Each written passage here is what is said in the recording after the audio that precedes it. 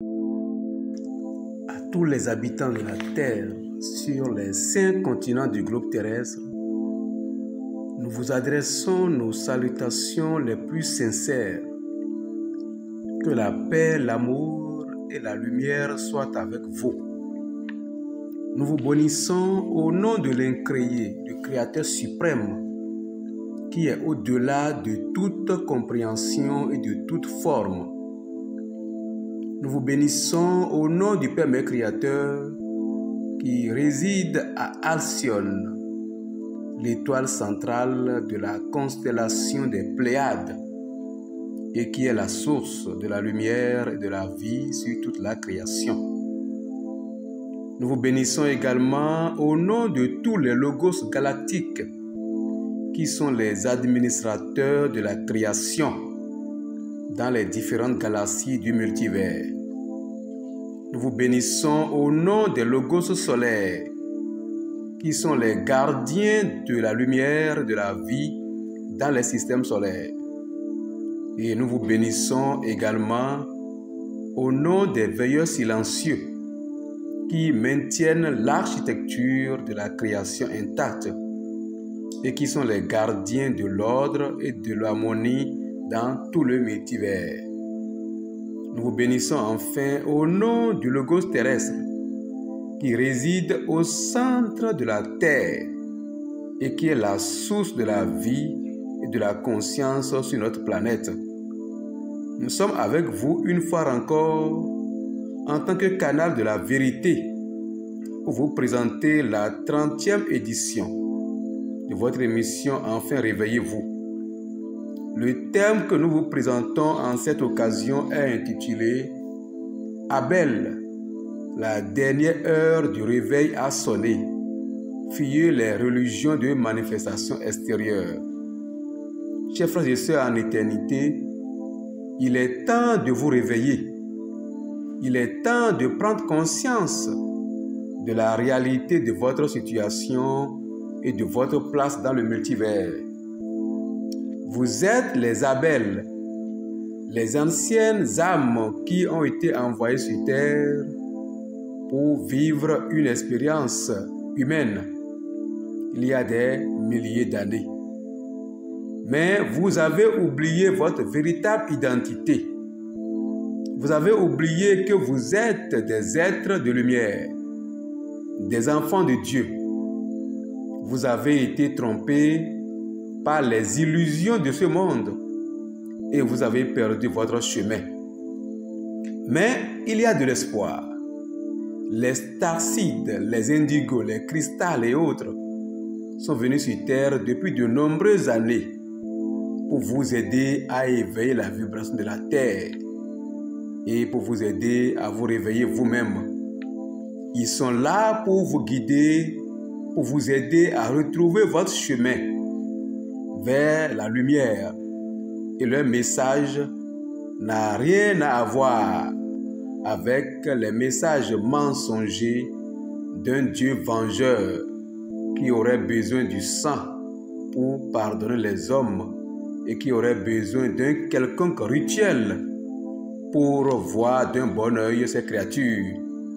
Un Dieu qui aurait besoin d'une adoration extérieure pour protéger ses enfants.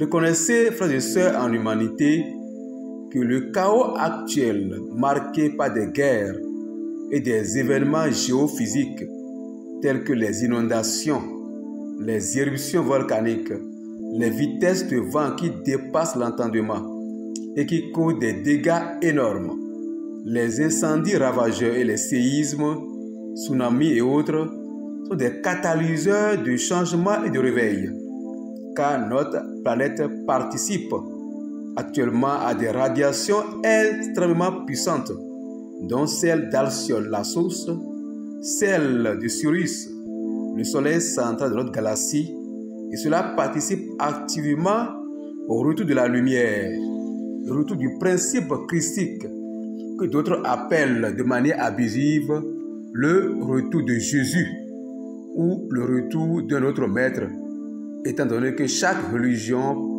extérieure tire le drap de son côté et participe à la division du monde.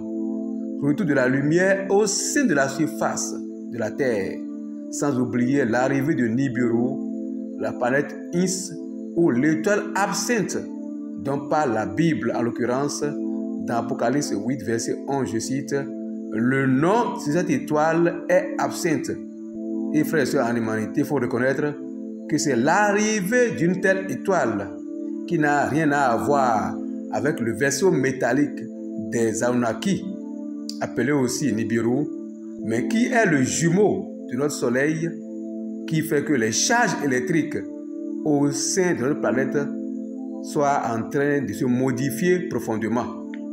Et comme l'enfant prodigue, qui a dû passer par des souffrances pour se rappeler sa vraie nature divine, vous devez parfois passer par des périodes de chaos, parfois individuellement, voire collectivement pour vous réveiller et retrouver votre véritable identité. Non pas que vous subirez le chaos dans votre propre corps physique nécessairement, vous verrez le chaos envahir l'écran du monde et cela vous conduira à vous rappeler ce qui vous êtes en réalité au-delà de la création. Car le chaos depuis des millénaires sur Terre a toujours annoncé un événement important, en un mot la fin d'un cycle. Vous n'êtes pas cependant, frères et sœurs en humanité, les seuls êtres dans cette troisième dimension falsifiée depuis 320 000 ans par les Anunnaki. Il y a aussi les Caïens qui sont des êtres sans esprit, des êtres créés pour animer cette dimension falsifiée et qui sont les yeux et les oreilles de ces Anunnaki et qui se présentent comme les garants du système fébrile appelé matrice qu'ils ont mis en place depuis leur avènement sur Terre depuis 320 000 ans.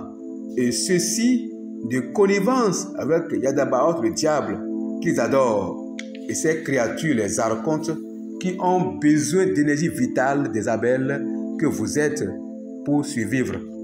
Les Caïens sont donc des figurants sur Terre, selon ce qui est écrit dans Jude 1, verset 19, je cite, « Ce sont ceux qui provoquent des divisions hommes sensuels n'ayant pas l'esprit. » Cela dit, ce sont les Caïens qui sont à la base de tout le désordre que nous observons sur l'écran du monde, car ils n'ont ni esprit ni âme à sauver et ont également besoin de votre énergie pour survivre, autant que les archontes, en un mot, les démons créés par le diable.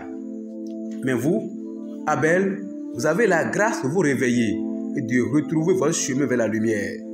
Mais si vous ne vous réveillez pas vite, vous devez alors passer par le feu de la purification, si tel est votre choix. Si l'ivraie de quelqu'un est brûlé, il en subira la perte.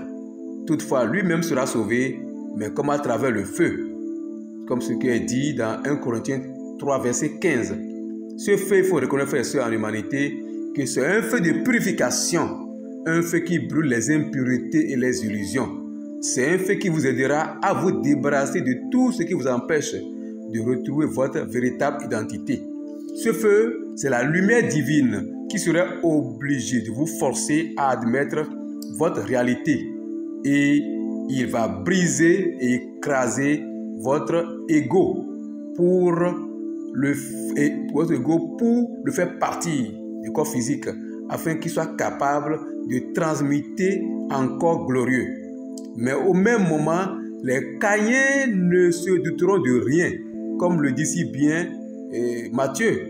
En l'occurrence, Matthieu 24, verset 38 à 39, je cite, verset 38, « Car dans les jours qui précédaient le déluge, les hommes mangeaient et buvaient, se mariaient et mariaient leurs enfants jusqu'au jour où Noé entrait dans l'arc, verset 39, et ils ne se doutèrent de rien, jusqu'à ce que le déluge vint et les emporta tous. » Cela dit, frères et sœurs en humanité, quel que soit ce qui se passe dans le monde, les Caïens ne se douteront de rien, car ils n'ont pas les yeux pour voir les modifications majeures qui se produisent actuellement sur la terre, ni des oreilles pour entendre ce que vous entendez, ni de conscience christique pour comprendre ce que vous comprenez, car c'est à vous, les Abel seuls, que cela est réservé, comme le dit si bien Matthieu 13, verset 11 et 13, je cite, verset 11, Jésus leur répondit, « Parce qu'il vous a été donné de connaître